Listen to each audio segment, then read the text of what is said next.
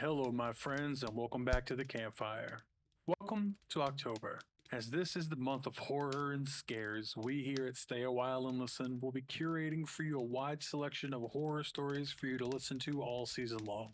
In addition to our usual weekly episode, we'll be posting 2 additional bonus episodes. And if you follow us on YouTube, we'll be posting a new short horror story every single day. That being said, we dive back into the veritable pool of content offered to us by one of the most famous names in the genre. I'm Drew Cotton, and this is The Fall of the House of Usher by Edgar Allan Poe. Stay a while and listen. During the whole of a dull, dark, and soundless day in the autumn of the year, when the clouds hung oppressively low in the heavens, I had been passing alone on horseback through a singularly dreary tract of country, and at length found myself, as the shades of the evening drew on, within view of the melancholy house of Usher.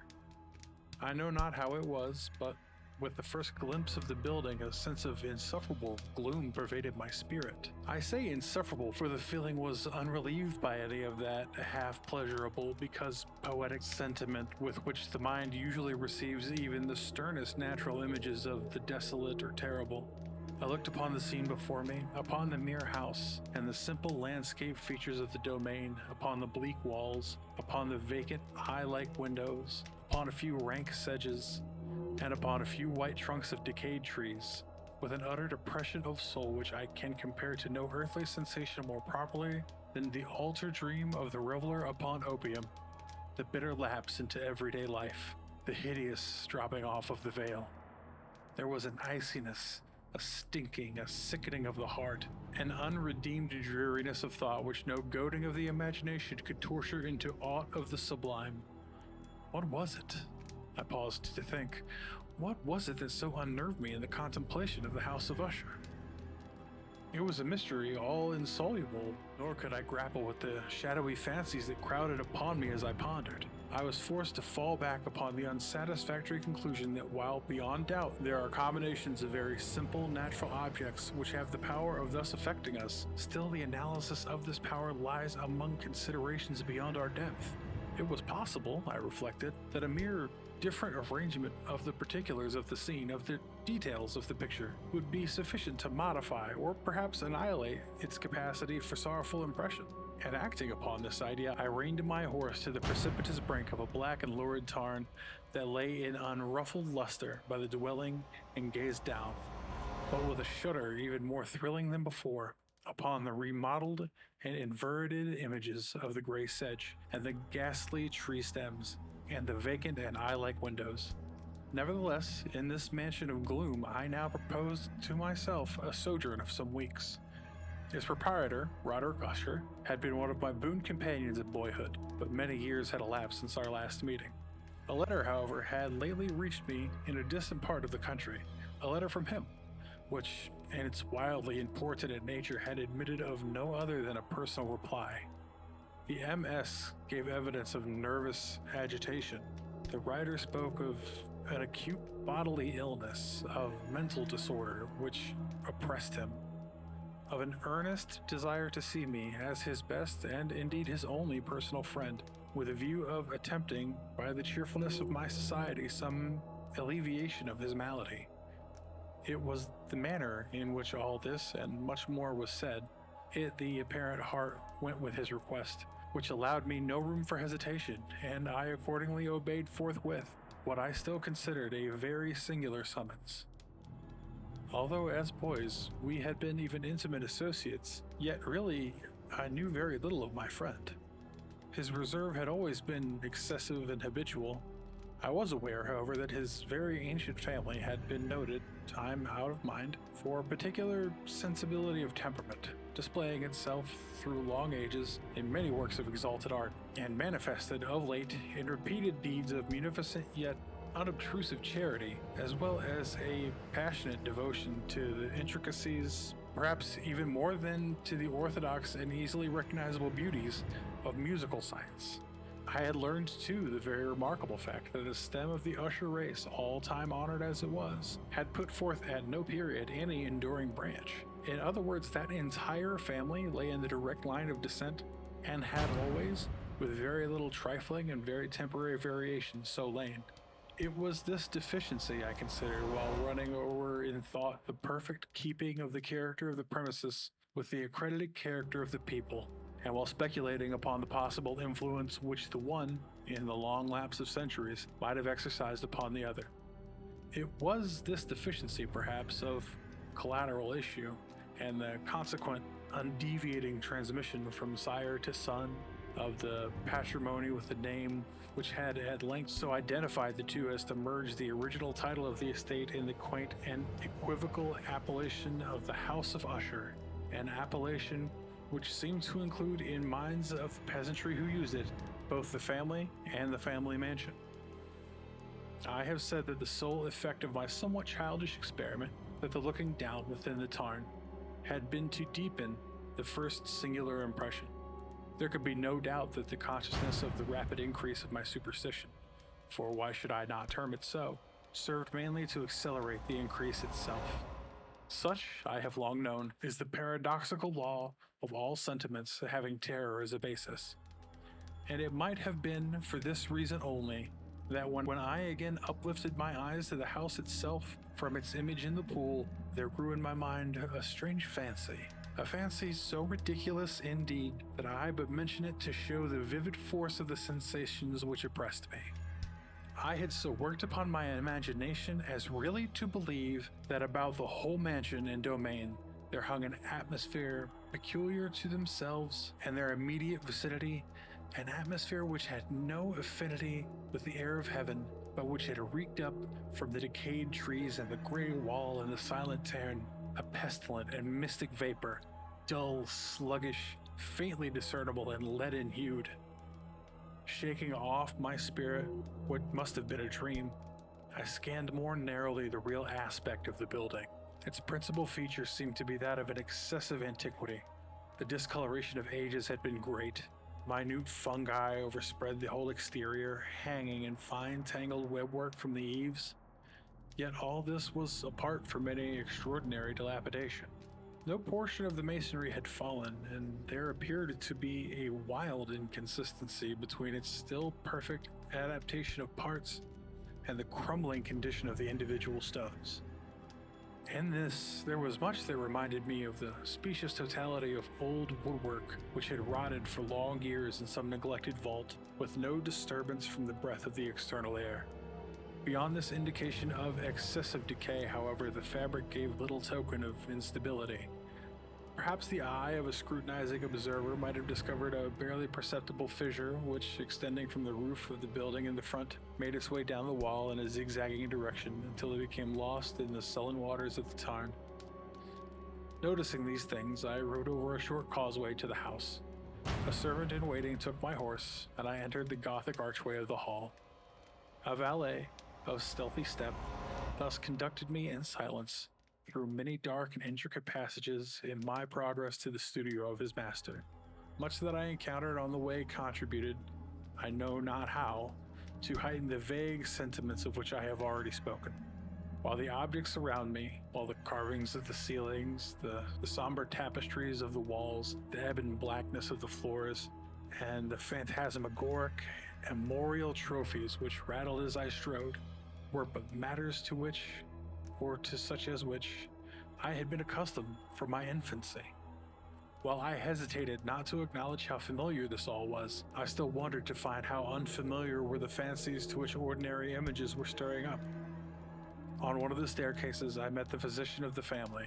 His countenance, I thought, wore a mingled expression of low cunning and perplexity. He accosted me with trepidation and passed on. The valet now threw open a door and ushered me into the presence of his master. The room in which I found myself was very large and lofty. The windows were long, narrow, and pointed, and at so vast distance from the black oaken floor as to be altogether inaccessible from within. Feeble gleams of crimson light made their way through the trellised panes, and served to render sufficiently distinct all the more prominent objects around the eye, however, struggled in vain to reach the remoter angles of the chamber, or the recesses of the vaulted and fretted ceiling. Dark draperies hung upon the walls. The general furniture was profuse, comfortless, antique, and tattered. Many books and musical instruments lay scattered about, but failed to give any vitality to the scene. I felt that I breathed an atmosphere of sorrow. An air of stern, deep, and irredeemable gloom hung over and pervaded all. Upon my entrance, Usher rose from a sofa on which he had been lying at full length and greeted me with a vivacious warmth which had much in it. I had first thought of an overdone cordiality, of the constrained effort of the Ayun man of the world. A glance, however, at his countenance convinced me of his perfect sincerity. We sat down, and for some moments while he spoke not, I gazed upon him with a feeling half of pity, half of awe. Surely man had never before so terribly altered, and in so brief a period, as had Roderick Usher. It was with difficulty that I could bring myself to admit the identity of the Wayne being before me with the comparison of my early boyhood. Yet the character of his face had been at all times remarkable. A cadaverousness of complexion, an eye large, liquid, and luminous beyond comparison, lips somewhat thin and very pallid, but of a surpassingly beautiful curve, a nose of a delicate Hebrew model, but with the breadth of a nostril unusual in similar formations, a fiercely molded chin, speaking in its want of prominence, of a want of mortal energy, hair of a more than web-like softness and tenuity. Those features, with an inordinate expression above the regions of the temple, made up altogether a countenance not easy to be forgotten. And now, in the mere exaggeration of the prevailing character of these features, and of the expression they were wont to convey, lay so much of a change that I doubted to whom I spoke. The now ghastly pallor of the skin and the now miraculous luster of the eve, above all things, startled and even awed me. The silken hair, too, had been suffered to grow all unheeded, and as in its wild gossamer texture, it floated rather than fell about the face. I could not, even with effort, connect its arabesque expression with any idea of simple humanity. In the manner of my friend, I was at once struck with an incoherence, an inconsistency, and I soon found this to arise from a series of feeble and futile struggles to overcome a habitual trepidacity, an excessive nervous agitation. For something of this nature I had indeed been prepared, no less by his letter than by the reminiscences of certain boyish traits, and by conclusions deduced from his peculiar physical conformation and temperament. His action was alternatively vivacious and sullen. His voice varied rapidly from a tremulous indecision to that species of energetic concision, that abrupt and weighty, unhurried and hollow-sounding enunciation, that leaden, self-balanced and perfectly modulated guttural utterance, which may be observed in the lost drunkard, or in the irreclaimable eater of opium during the periods of his most intense excitement. It was thus that he spoke of the object of my visit, of his earnest desire to see me, and of the solace he expected me to afford him. He entered at some length into what he conceived to be the nature of his malady. It was, he said, a constitutional and family evil, and one for which he despaired to find a remedy. A mere nervous affliction, he immediately added, which would undoubtedly soon pass off. It displayed itself in a host of unnatural sensations. Some of these, as he detailed them, interested and bewildered me, although perhaps in terms and the general manner of the narration had their weight. He suffered much from a morbid acuteness of the senses. The most insipid food was alone endurable. He could wear only garments of certain texture. The odors of all flowers were oppressive. His eyes were tortured by even a faint light, and there were but peculiar sounds, and these from stringed instruments, which did not inspire him with horror. To an anomalous species of terror I found him a bounden slave. "I shall perish," said he. "I must perish in this deplorable folly. Thus, and not otherwise, shall I be lost. I dread the events of the future, not in themselves, but in their results. I shudder at the thought of any, even the most trivial incident which may operate upon this intolerable agitation of soul. I have indeed no abhorrence of danger except in its absolute effect, in terror. In this unnerved, in this pitiable condition, I feel that the period will sooner or later arrive when I must abandon life and reason together in some struggle with the grim phantasm, fear." I learned, moreover, at intervals and through broken and equivocal hints, another singular feature of this mental condition. He was enchained by certain superstitious impressions in regard to the dwelling in which he tenanted, and whence for many years he had never ventured forth in regard to an influence whose supposititious force was conveyed in terms too shadowy to be restated. An influence in which some peculiarities in the mere form and substance of his family mansion had, by dint of long sufferance, he said, obtained over his spirit an effect which the physique of the gray walls and turrets and of the dim tarn into which they all looked down had at length brought about upon the morale of his existence. He admitted, however, although with hesitation, that much of the particular gloom which thus affected him could be traced to a more natural and far more palpable origin, to the severe and long-continued illness, indeed to the evidently approaching dissolution of a tenderly beloved sister, his sole companion for long years, his last and only relative on earth. Her decease, he said with a bitterness which I could never forget, would leave him the last of an ancient race of the Ushers. While he spoke, the lady passed slowly through a remote portion of the apartment, and without having noticed my presence, disappeared. I regarded her with an utter astonishment not unmingled with dread, yet I found it impossible to account for such feelings. A sensation of stupor oppressed me, and as my eyes followed her retreating steps. When a door at length closed upon her, my glance sought instinctively and eagerly the countenance of her brother, but he had buried his face in his hands, and I could only perceive that a far more than ordinary wanness had overspread the emaciated fingers through which trickled many passionate tears. The disease of the Lady Madeline had long baffled the skill of her physicians. A settled apathy, a gradual wasting away of the person, and frequent, although transient, afflictions of a partially contemptible character were the unusual diagnosis. Hitherto she had steadily borne up against the pressure of her malady, and had not betaken herself fully to bed, but on the closing in of the evening of my arrival at the house, she succumbed, as her brother told me that night with inexpressible agitation, to the prostrating power of the destroyer, and I learned that the glimpse I had obtained of her person was thus probably the last I should obtain, that the lady, at least while living, would be seen by me no more. For several days ensuing, her name was unmentioned by either Usher or myself, and during this period I was busied in earnest endeavors to alleviate the melancholy of my friend. We painted and read together, or I listened, as if in a dream, to the wild improvisations of his speaking guitar, and thus as a closer and still intimacy admitted me more unreservedly into the recesses of his spirit, the more bitterly did I perceive the futility of all attempt at cheering a mind from which darkness, as if an inherent positive quality, poured forth upon all objects of the moral and physical universe in one unceasing radiation of gloom. I shall ever bear about me the memory of the many solemn hours I thus spent alone with the master of the house of Usher. Yet I should fail in any attempt to convey the idea of the exact character of the studies or of the occupations in which he involved me or led me the way. An excited and highly distemperamented ideality threw a sulphurous luster over all. His long improvised dirges will ring forever in my ears.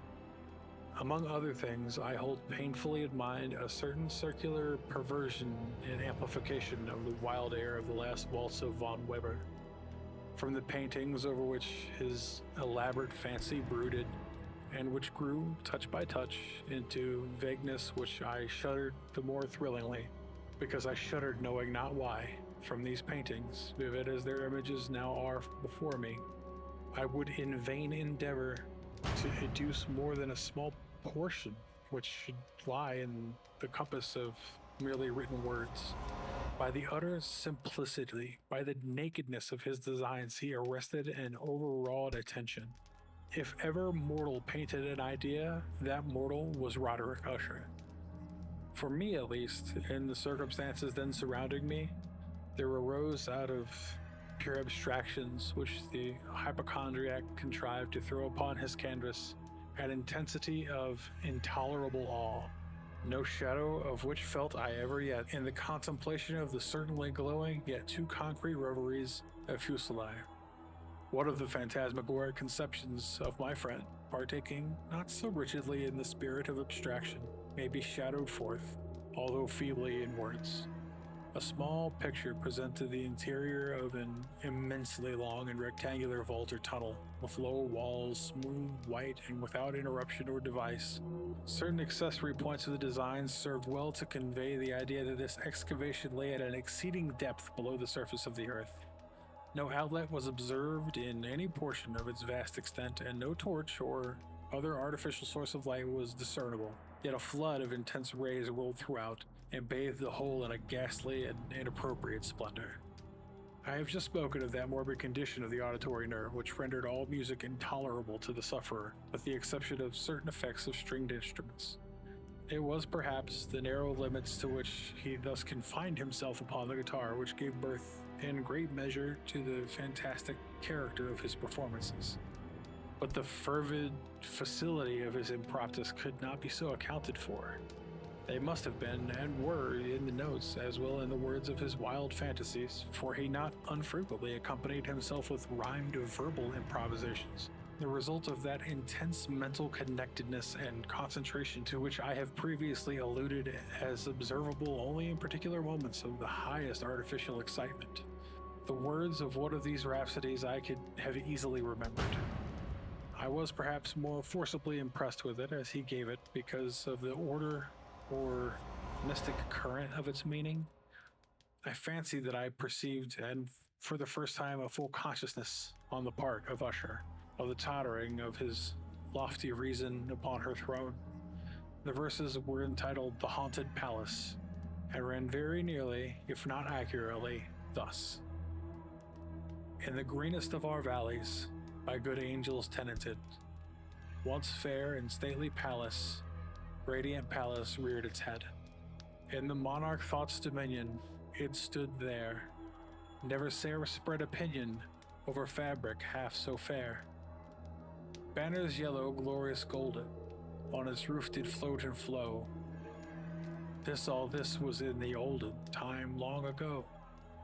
And every gentle air that dallied in that sweet day, along the ramparts plumed and pallid, a winged odor went away. Wanderers in that happy valley, though two luminous windows saw, spirits moving musically to lute's well-tuned law. Round about a throne were sitting, poor Ifrugene. In state his glory well befitting, the ruler of the realm was seen. And all with pearl and ruby glowing was the fairer palace door, through which came flowing, and sparkling evermore a troop of echoes whose sweet duty was but to sting, in voices of surpassing beauty, the wit and wisdom of their king. But evil things in robes of sorrow assailed the monarch's high estate, and let us mourn forever morrow shall dawn upon him desolate. And round about his home the glory that vanished and bloomed is but a dim remembered story of an old time entombed. And travelers now within that valley, through the red-litten windows see vast forms that move fantastically to discordant melody, while, like a rapid ghastly river, through the pale door, a hideous throng rush out forever, and laugh, but smile no more. I well remember that suggestions arising from this ballad led us into a trade of thought where there became a manifest of opinion of Usher's, which I mentioned not so much on account of its novelty as on account of the pertinacity with which he maintained it. This opinion in its general form was that of a sentience of all vegetable things. But in this disordered fancy, the idea had assumed a more daring character and trespassed under certain conditions upon the kingdom of an organization. I lack words to express the full extent or the earnest abandon of his persuasion. The belief, however, was connected, as I have previously hinted, with the gray stones of the home of his forefathers. The conditions of the sentence had been here, he imagined, fulfilled in the method of collocation of these stones, in the order of their arrangement, as well as in that of the many fungi which overspread them, and the decayed trees which stood around. above all in the long, undisturbed endurance of this arrangement and in its reduplication in the still waters of the Tarn. Its evidence, the evidence of the sentience, was to be seen, he said, and here I started as he spoke, in the gradual yet certain condensation of an atmosphere of their own about the waters and the walls. The result was discoverable, he added, in that silent yet importunate and terrible influence for which centuries had molded the destinies of his family, and which made him what I now saw him, what he was. Such opinions need no comment, and I will make none. Our books, the books which for years had formed no small portion of the mental existence of the invalid, were, as might be supposed, in strict keeping with this character of phantasm. We pored together over such works as the Vervet et Chartreuse of Grisset, the Belphegor of Machiavelli, the Heaven and Hell of Swedenborg, Subterranean Voyage of Nicholas Klim by Holberg, the Chiromancy of Robert Flood of Jean d'Indigene, and of De la Chambre, the Journey into the Blue Distance of Tieck, and the City of the Sun of Campanella.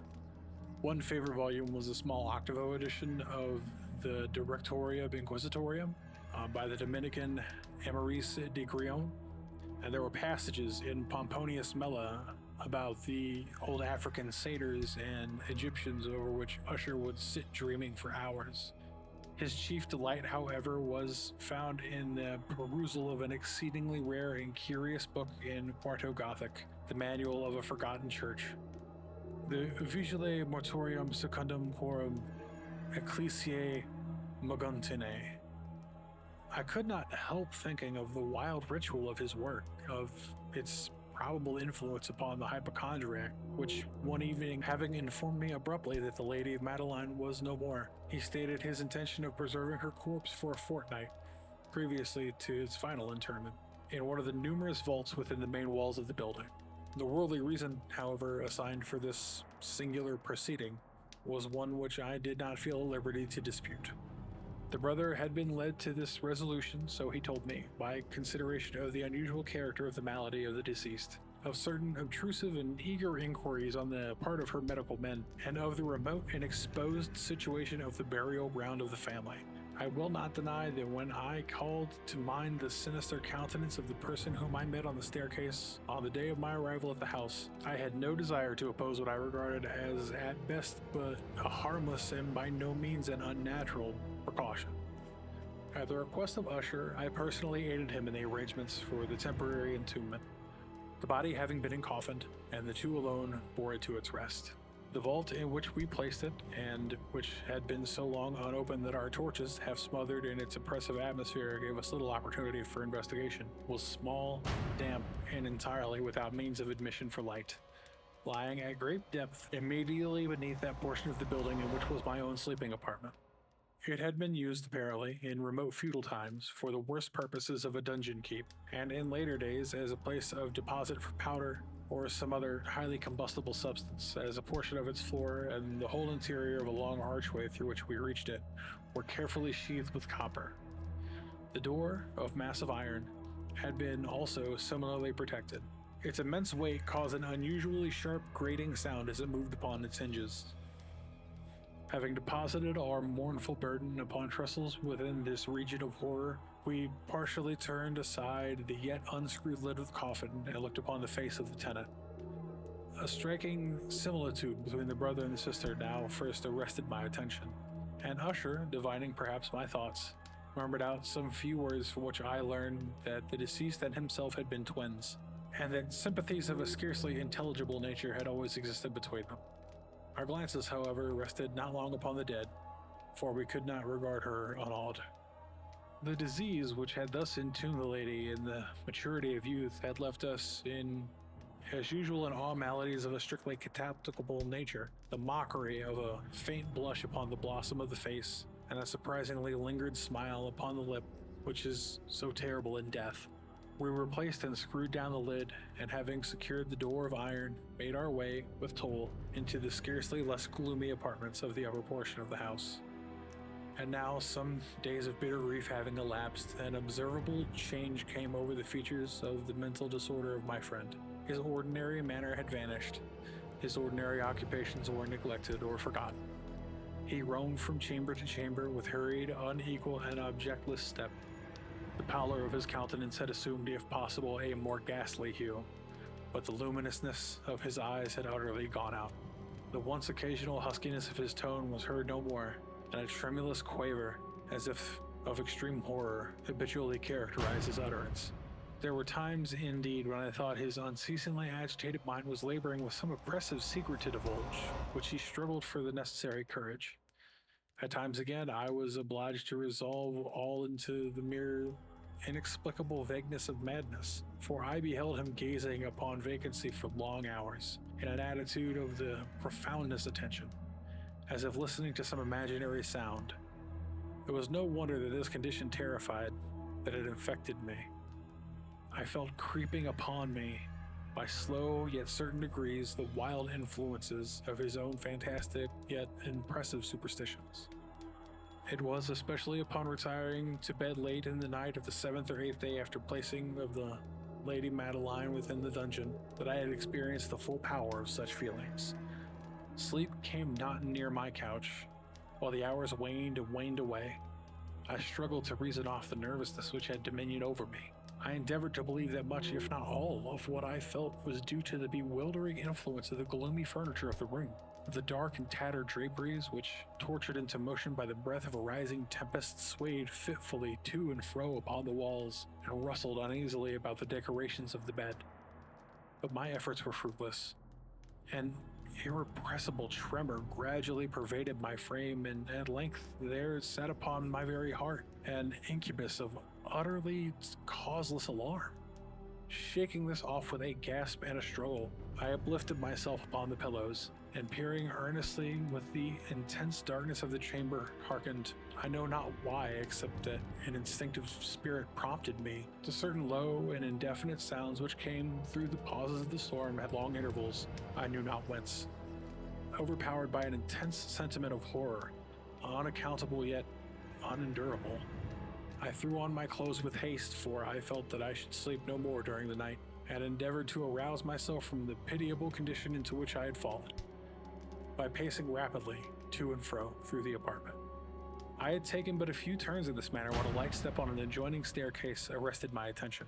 I presently recognized it as that of Usher. In an instant afterward he rapped, with a gentle touch, at my door, and entered bearing a lamp. His countenance was, as usual, cadaverously wan, but moreover there was a species of mad hilarity in his eyes, and evidently restrained hysteria in his whole demeanor. His air appalled me, but anything was preferable to the solitude which I had so long endured, and I even welcomed his presence as a relief. "And have you not seen it?" he said abruptly, after having stared about him some moments in silence. "You've not seen it, then? But stay you shall." Thus speaking, and having carefully shaded his lamp, he hurried to one of the casements, and threw it freely open to the storm. The impetuous fury of the entering gust nearly lifted us from our feet. It was indeed a tempestuous yet sternly beautiful night, and one wildly singular in its terror and its beauty. A whirlwind had apparently connected its force in our vicinity, and there were frequent and violent alterations in the direction of the wind, and in the exceeding density of the clouds, which hung so low as to press upon the tenants of the house, did not prevent our perceiving the lifelike velocity from which they flew careening from all points against each other, without passing away into the distance. I say that even their exceeding density did not prevent our perceiving this, yet we had no glimpse of the moon or stars, nor was there any flashing forth of the lightning. But under the surfaces of the huge masses of the agitated vapor, as well as the all terrestrial objects immediately around us, were glowing in the unnatural light of a faintly luminous and distinctly visible gaseous exhalation which hung about and enshrouded the mansion. "You shall not behold this," I said, shudderingly to Usher as I led him with a gentle violence from the window to a seat. "These appearances which bewilder you are merely electrical phenomena, not uncommon. Or it may be that their ghastly origin in the rank miasma of the tarn. Let us close this casement. The air is chilling and dangerous to your frame. Here is one of your favorite romances. I will read and you shall listen, and so we shall pass away this terrible night together." The antique volume with which I had taken up was the Mad Tryst of Sir Lancelot Canning, but I had called it a favorite of Usher's more in sad jest than in earnest. For in truth there is little in its uncouth and unimaginative prolixity which could have an interest for the lofty and spiritual ideality of my friend. It was, however, the only book immediately at hand, and I indulged a vague hope that the excitement which now agitated the hypochondriac might find relief, for the history of mental disorder is full of similar abnormalities, even in the extremeness of the folly of which I should read. Could I have judged indeed by the wild overstrained air of vivacity with which he hearkened, or apparently hearkened, to the words of the tale, I might just well have congratulated myself upon the success of my design. I had arrived at a well-known portion of the story where Ethelred, the hero of Tryst, having sought in vain for peaceable admission into the dwelling of the hermit, proceeds to make good an entrance by force. Here it will be remembered the words of the narrative runs thus. And Ethelred, who was by nature of a doughy heart, and who was now a mighty withal, on account of the powerfulness of the wine with which he had drunken, waited no longer to hold parley with the hermit, who in sooth was of an obstinate and maleficent turn, but feeling the rain upon his shoulders and fearing the rise of the tempest, uplifting his mace upright, and with blows made quickly room in the plankings of the door for his gauntleted hand, and now pulling therewith sturdily, he so cracked and ripped and tore all asunder that the noise of the dry and hollow-sounding wood alarmed and reverberated throughout the forest. At the termination of this sentence I started, and for a moment paused, for it appeared to me, although I had once concluded that my excited fancy had deceived me, it appeared to me that, from some very remote portion of the mansion, there came indistinctly to my ears what might have been, in this exact similarity of character, the echo, but a stifled and dull one certainly, of the very cracking and ripping sound which Sir Lancelot had so particularly described. It was beyond doubt the coincidence alone which had arrested my attention, for amid the rattling of the sashes and the casements, and the ordinary commingled noises of the still increasing storm, the sound in itself had nothing surely which should have interested or disturbed me. I continued our story. But the good champion Ethelred, now entering within the door, was sore enraged and amazed to perceive no signal of the maleficent hermit, but in the stead of a dragon of scaly and prodigious demeanor, and of a fiery tongue, which sate in guard before a palace of gold, with a floor of silver, and upon the wall there hung a shield of shining brass with this legend written, Who entereth herein a conqueror hath been, who slayeth the dragon the shield shall he win. And Ethelred uplifted his mace and struck upon the head of the dragon, which fell before him, and gave up his pesty breath, with a shriek so horrid and harsh, and withal so piercing, that Ethelred had feigned to close his ears with his hands against the dreadful noise of it, the like of which was never before heard. Here again I paused abruptly, and now with a feeling of wild amazement, for there could be no doubt whatever that in this instance did I actually hear, although from what direction it proceeded I found it impossible to say, a low and apparently distant, but harsh, protracted, and most unusual screaming or grating sound, the exact counterpart of what my fancy had already conjured up for the dragon's unnatural shriek as described by the romancer.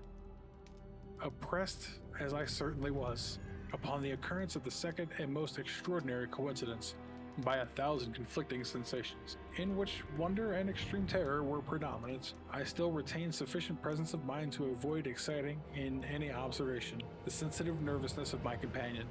I was by no means certain that he had noticed the sounds in question, although assuredly a stranger altercation had, during the last few minutes, taken place in his demeanor.